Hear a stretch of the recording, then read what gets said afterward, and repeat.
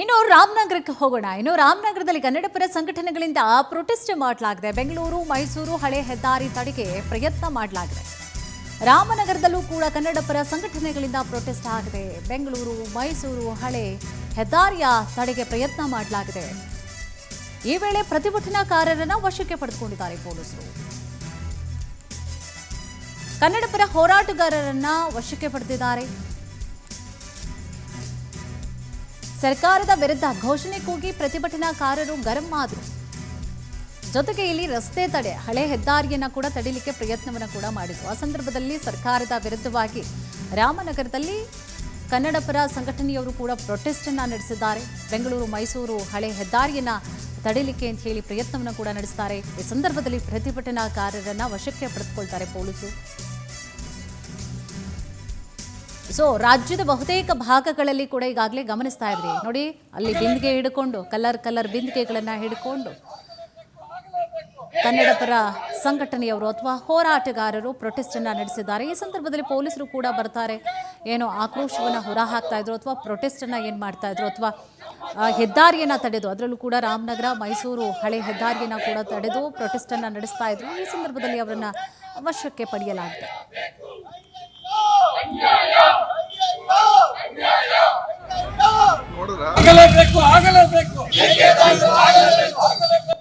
ಇವತ್ತೊಂದು ದಿನ ನೀವು ನೋಡ್ಬೋದು, ನಮ್ಮ CWRC ಇರ್ಬೋದು, CWME ಇರ್ಬೋದು, ತಮಿಳುನಾಡಿನ ಏಜೆಂಟರ ರೀತಿ ಕೆಲಸ ಮಾಡ್ತಾ ಇದ್ದಾರೆ. ನಮ್ಮ ಕರ್ನಾಟಕದ ಪರವಾಗಿ ಒಂದು ಸತಿನೂ ಜಯ ಸಿಕ್ಕಿಲ್ಲ. ಯಾಕೆ ಅಂತ ನಮ್ಗೆ ಅರ್ಥ ಆಯ್ತಲ್ಲ. ಇಲ್ಲ ನಾವು ವಾದ ಮಂಡಿಸೋರಲ್ಲಿ ವಿಫಲವಾಯ್ತಾ ಇದ್ದೀವ, ಇಲ್ಲ ನಮ್ಮ ಸರ್ಕಾರ ಹಿಂದುಳಿತಿದೆಯಾ, ನಮ್ಗೆ ಅರ್ಥ ಆಗ್ತಿಲ್ಲ.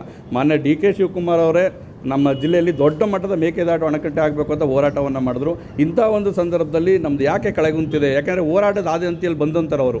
ನಮ್ಮ ಇವತ್ತು ಏನು MP ಗಳಿದ್ದಾರೆ ಅವರು ನಾಲಾಯಕ MP ಅಂತ ಹೇಳಲಿಕ್ಕೆ ಇಷ್ಟಪಡ್ತೀನಿ. ಯಾಕಂತಂದರೆ ಕೇಂದ್ರ ಸರ್ಕಾರದ ಮನವೊಲಿಸಿ ನಮ್ಮ ಇದನ್ನು ಕಾವೇರಿನ ನಮಗೆ ಉಳಿಸೋ ಅಂತ ಕೆಪಾಸಿಟಿ ಇಲ್ಲ ಅವ್ರಿಗೆ. ಇಂಥ ಒಂದು ವಿಚಾರವಾಗಿ ರಾಜಕೀಯ ಪಕ್ಷಗಳು ಏನಕ್ಕೆ ಬೇಕು? ಕರ್ನಾಟಕ ಬಂದ್ಗೆ ಚಾಮರಾಜನಗರದಲ್ಲಿ ಬೆಂಬಲ ಇಲ್ಲ. ಎಂದಿನಂತೆ ಶಾಲಾ ಕಾಲೇಜು ಅಂಗಡಿಗಳು ಕೂಡ ಓಪನ್ ಆಗಿದೆ. ಸರ್ಕಾರಿ ಬಸ್ ಆಟೋಗಳು ವಾಹನಗಳ ಓಡಾಟ ಎಂದಿನಂತೆ ಇದೆ. ಚಾಮರಾಜನಗರದಲ್ಲಿ ಕರ್ನಾಟಕ ಬಂದ್ಗೆ ಬೆಂಬಲ ಸಿಕ್ಕಿಲ್ಲ. ಇನ್ನು ಎಂದಿನಂತೆ ಶಾಲಾ ಕಾಲೇಜು ಅಂಗಡಿಗಳು ಕೂಡ ಓಪನ್ ಆಗಿದೆ. ಸರ್ಕಾರಿ ಬಸ್ ಆಟೋಗಳು ವಾಹನಗಳ ಓಡಾಟ ಎಂದಿನಂತೆ ಸಾಗ್ತಾ ಇದೆ. ಹೋಟೆಲ್ ಬೀದಿ ಬದಿ ವ್ಯಾಪಾರ ಬಂದ್ಗಿಲ್ಲ ಬೆಂಬಲ. ನೋಡಿ, ಎಂದಿನಂತೆ ಹೋಟೆಲ್ಗಳು ಓಪನ್ ಆಗಿದೆ. ಬೀದಿ ಬದಿ ವ್ಯಾಪಾರ ಯಥಾಸ್ಥಿತಿಯಲ್ಲಿದೆ. ಬೆಳಗ್ಗೆ 11 ಗಂಟೆಗೆ ಕನ್ನಡ ಪರ ಸಂಘಟನೆಗಳು ಪ್ರೊಟೆಸ್ಟ್ ಅನ್ನು ಕೂಡ ನಡೆಸಲಿದ್ದಾರೆ. ಚಾಮರಾಜನಗರ ಜಿಲ್ಲೆಯಾದ್ಯಂತ ಬೆಂಬಲವನ್ನ ನೀಡಿಲ್ಲ ಬಂದ್ಗೆ. ಅಂದರೆ ಎಲ್ಲ ಅಂಗಡಿ ಮಳಿಗೆಗಳು ಯಥಾ ರೀತಿಯಾಗಿ ಮಾರ್ನಿಂಗ್ ಏನು ಓಪನ್ ಮಾಡಲಾಗ್ತಾ ಇತ್ತು ಅದೇ ರೀತಿಯಾಗಿ ಓಪನ್ ಆಗಿದೆ. ಬಟ್ 11 ಗಂಟೆ ನಂತರ ನೋಡಬೇಕು, ಆ ನಂತರವಾಗಿ ಏನಾದರೂ ಪ್ರೊಟೆಸ್ಟ್ ಅನ್ನ ನಡೆಸ್ತಾರಾ ಇಲ್ವಾ ಗೊತ್ತಿಲ್ಲ. ಬಟ್ ಈಗ ಸದ್ಯದವರೆಗೂ ಕೂಡ 9:30ವರೆಗೂ ಕೂಡ ಸದ್ಯದ ಪರಿಸ್ಥಿತಿಯವರೆಗೂ ಕೂಡ ಎಲ್ಲ ಯಥಾ ರೀತಿಯಾಗಿ ಆಟೋಗಳ ಸಂಚಾರ ಆಗ್ತಾ ಇದೆ, ಬಸ್ಗಳ ಸಂಚಾರ, ಹೋಟೆಲ್, ಬೀದಿ ಬದಿ ವ್ಯಾಪಾರ ಎಲ್ಲವೂ ಕೂಡ ಯಥಾಸ್ಥಿತಿಯಲ್ಲೇ ಇದೆ. ಏನು ಕೂಡ ಚೇಂಜಸ್ ಇಲ್ಲ. ಅದು ಕರ್ನಾಟಕ ಬಂದ್ ಇವತ್ತು ಅನ್ನೋ ರೀತಿಯಾಗಿ ಇಲ್ಲ, ಎಲ್ಲವೂ ಕೂಡ ಮಾಮೂಲಿ ರೀತಿಯಾಗೇ ಇದೆ.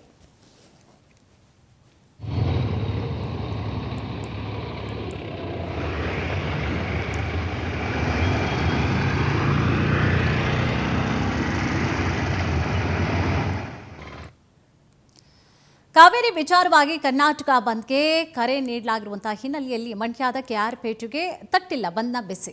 ಅಂಗಡಿಗಳು ಕೂಡ ಓಪನ್ ಆಗಿದೆ ಕೆಲವೊಂದು ಭಾಗಗಳಲ್ಲಿ ಅಥವಾ ಡಿಸ್ಟ್ರಿಕ್ಟ್ಗಳಲ್ಲಿ.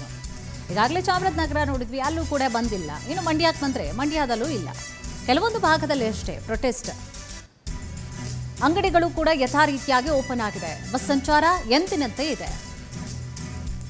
ಮುನ್ನೆಚ್ಚರಿಕೆಯಾಗಿ ಪೊಲೀಸರನ್ನ ಕೂಡ ನಿಯೋಜನೆ ಮಾಡಲಾಗಿದೆ. ಯಾವುದಕ್ಕೂ ಕೂಡ ಜಾಗೃತಿಯಾಗಿ ಇರಲಿ, ಮುನ್ನೆಚ್ಚರಿಕೆ ಇರಲಿ ಅಂತ ಹೇಳಿ ಪೊಲೀಸರನ್ನ ನಿಯೋಜನೆ ಮಾಡಲಾಗಿದೆ. ಕಾವೇರಿ ವಿಚಾರವಾಗಿ ಕರ್ನಾಟಕ ಬಂದ್ಗೆ ಕರೆ ನೀಡಲಾಗಿರುವಂಥದ್ದು ಇವತ್ತು.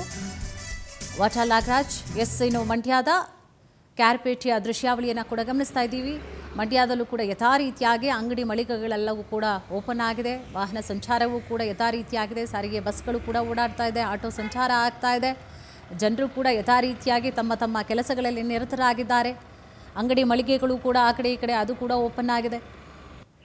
ಮಾಮೂಲಿ ರೀತಿಯಾಗಿ ಇದೆ ಮಂಡ್ಯದಲ್ಲಿ. ಅದರಲ್ಲೂ ಕೂಡ KR ಪೇಟೆ ಬಸ್ ನಿಲ್ದಾಣದಲ್ಲೂ ನೋಡಿ ಸಾರಿಗೆ ಸಂಚಾರ ಕೂಡ ಆಗ್ತಾ ಇದೆ. ಪ್ರಯಾಣಿಕರು ಆಗಮಿಸ್ತಾ ಇದ್ದಾರೆ. ವಿದ್ಯಾರ್ಥಿಗಳೆಲ್ಲ ಬಂದಿದ್ದಾರೆ, ಅವರು ಕಾಲೇಜ್ಗೋ ಸ್ಕೂಲ್ಗೋ ಹೋಗಲಿಕ್ಕೆ ಅಂಥೇಳಿ ವಿದ್ಯಾರ್ಥಿಗಳು ಕೂಡ ಬಸ್ ಸ್ಟ್ಯಾಂಡ್ ಕಡೆಗೆ ಮುಖ ಮಾಡಿರೋದು ಪ್ರೊಟೆಸ್ಟ್ ಮಾಡ್ತಿದ್ದಾರೆ, ಅವರ ನೈತಿಕ ಬೆಂಬಲ ಇದೆ ಅದಕ್ಕೆ. ಬಟ್ ಕರ್ನಾಟಕ ಬಂದಿಲ್ಲ, ಅಂಗಡಿ ಮಳಿಗೆ ಎಲ್ಲ ಬಂದು ಮಾಡ್ಕೊಂಡು ಆ ಥರ ಅಲ್ಲ. ಸೊ ಅವರ ಧ್ವನಿ ಇದೆ. ಕರ್ನಾಟಕ ಅಥವಾ ಕನ್ನಡ ಪರವಾಗಿ ಕನ್ನಡ ಪರ ಸಂಘಟನೆಗಳು ನಾಡು ನುಡಿ ಜಲ ಈ ವಿಚಾರ ಬಂದಾಗ ನಾ ಆಗಲೇ ಹೇಳ್ದ ಹಾಗೆ ಹೋರಾಟವನ್ನು ನಡೆಸ್ತಾರೆ, ಪ್ರೊಟೆಸ್ಟನ್ನು ಕೂಡ ಮಾಡ್ತಾರೆ. ಬಟ್ ಈಗ ರಾಷ್ಟ್ರೀಯ ಹೆದ್ದಾರಿಗಳನ್ನು ತಡೆದು ಪ್ರೊಟೆಸ್ಟ್ ಮಾಡುವಂಥದ್ದು ಆ ರೀತಿಯಾಗಿ ಮಂಡ್ಯದಲ್ಲಿ ಕಂಡು ಬಂದಿಲ್ಲ. ನೈತಿಕ ಬೆಂಬಲ ಇದೆ, ಆದರೆ ಬಂದ್ ಮಾಡಿಲ್ಲ ಕಂಪ್ಲೀಟ್ ಆಗಿ. ಕರ್ನಾಟಕ ಬಂದ್ಗೆ ಹಾಸನದಲ್ಲಿ ನೀರಸ ಪ್ರತಿಕ್ರಿಯೆ ವ್ಯಕ್ತವಾಗಿದೆ. ರಸ್ತೆಗಿಳಿದ KSRTC, ಆಟೋ, ಇತರೆ ವಾಹನಗಳು. ಇನ್ನು ಹಾಸನಕ್ಕೆ ಹೋಗೋದಾದ್ರೆ ಹಾಸನದಲ್ಲಿ ಯಾವ ರೀತಿ ಆಗಿದೆ, ಬಂದ್ಗೆ ಪ್ರತಿಕ್ರಿಯೆ ಕೊಟ್ಟಿದ್ದಾರಾ ಇಲ್ವಾ, ಎಲ್ಲವೂ ಕೂಡ ಬಂದ್ ಆಗಿದೆಯಾ ಅಂತ ಹೇಳಿ ನೋಡೋದಾದ್ರೆ ಇಲ್ಲ, ಅಲ್ಲೂ ಕೂಡ ಯಥಾರೀತಿಯಾಗೇ ಇದೆ. ಹಾಸನ ಸಾರಿಗೆ ಬಸ್ ನಿಲ್ದಾಣದಲ್ಲಿ ಎಂದಿನಂತೆ ಬಸ್ ಸಂಚಾರ ಆಗ್ತಾ ಇದೆ. ಯಾಕೆ ಪ್ರತಿ ಡಿಸ್ಟ್ರಿಕ್ದು ಕೂಡ ಹೇಳ್ತಾ ಇದ್ದೀವಿ ಅಂತಂದರೆ, ಆಯಾ ಡಿಸ್ಟ್ರಿಕ್ದು ನಿಮಗೆ ಮಾಹಿತಿ ಇದ್ದರೆ ಹೊರಗಡೆ ಬರಬೇಕೋ ಬೇಡವಾ, ಯಾಕೆಂದರೆ ಭಾಳ ಬೇರೆ ಬೇರೆ ಊರಿಗೆ ಹೋಗೋರು ಇರ್ತಾರೆ. ಅಲ್ಲಲ್ಲೇ ಇದ್ದರೆ ಒಂದು ಸ್ವಲ್ಪ ಏನೋ ಒಂದು ಅರ್ಧ ಗಂಟೆ ಕಾಲು ಗಂಟೆ ಲೇಟ್ ಆಗುತ್ತೆ, ಮತ್ತೆ ಮನೆಗೆ ವಾಪಸ್ ಬಂದುಬಿಡ್ತೀರಿ, ಎದ್ದು ರೆಡಿ ಆಗಿರ್ತಾರೆ, ಇಲ್ಲ ಅಂದ್ಬಿಟ್ಟು ಬಂದುಬಿಡ್ತೀರಿ. ಬಟ್ ಬೇರೆ ಕಡೆ ಹೋಗೋರು ಇರ್ತಾರಲ್ಲ, ಅಯ್ಯೋ ಬೆಂಗಳೂರಿಗೆ ಹೋಗಬೇಕಾಗಿತ್ತು ಅಂತ ಇವತ್ತು ಡಿಸೈಡ್ ಮಾಡ್ಕೊಂಡಿರ್ತಾರೆ, ಹೋಗೋದೋ ಬೇಡವಾ, ಬಂದಿರುತ್ತೋ ಇಲ್ವೋ, ಅಥವಾ ಹೋಗ್ತಾ ಇದ್ದಾಗ ಮಾರ್ಗ ಮಧ್ಯದಲ್ಲಿ ಎಲ್ಲಾದರೂ ರಾಮನಗರದಲ್ಲಿ ಪ್ರೊಟೆಸ್ಟ್ನವರು ಹಿಡ್ಕೊಂಬಿಟ್ರೆ, ಅಲ್ಲಿ ಬಸ್ಗಳನ್ನೆಲ್ಲ ಬಂದ್ ಮಾಡಿಬಿಟ್ರು, ಸ್ಟ್ರೈಕ್ ಮಾಡ್ತಾಯಿದ್ರೆ ಅಲ್ಲಿ ಗಂಟೆಗಟ್ಟಲೆ ನಿಂತ್ಕೊಂಡು ಕಾಯ್ಕೊಂಡು ಯಾಕೆ ಬೇಕು, ಸೊ ಬಸ್ ಹತ್ತಬೇಕಾ ಬೇಡವಾ ಅಂಥೇಳಿ ಇರ್ತಾರಲ್ಲ ಕೆಲವರು. ಸೊ ಅದಕ್ಕೆ ಪ್ರತಿ ಡಿಸ್ಟ್ರಿಕ್ಟು ಕೂಡ ಯಾವ ರೀತಿಯಾಗಿದೆ, ಬಂದ್ಗೆ ನೀರಸ ಪ್ರತಿಕ್ರಿಯೆ ಇದೆಯಾ ಅಥವಾ ಬಂದ್ಗೆ ಒಪ್ಪಿಗೆ ಇದೆಯಾ, ನೈತಿಕ ಬೆಂಬಲ ಅಷ್ಟೇನಾ ಅಥವಾ ಕಂಪ್ಲೀಟಾಗಿ ಎಲ್ಲವೂ ಕೂಡ ಬಂದ್ ಆಗಿದೆಯಾ, ಸೊ ಅದು ಮಾಹಿತಿ ನಿಮಗೂ ಇದ್ದರೆ ಸೊ ಹೋಗಬೇಕಾ, ಪ್ರಯಾಣ ಬೆಳೆಸಬೇಕಾ ಬೇಡವಾ, ಹೊರಗಡೆ ಬರಬೇಕಾ ಬೇಡವಾ, ಈ ರೀತಿಯಾಗಿ ಮಾಹಿತಿ ಕೂಡ ನಿಮಗೂ ಸಿಗುತ್ತೆ.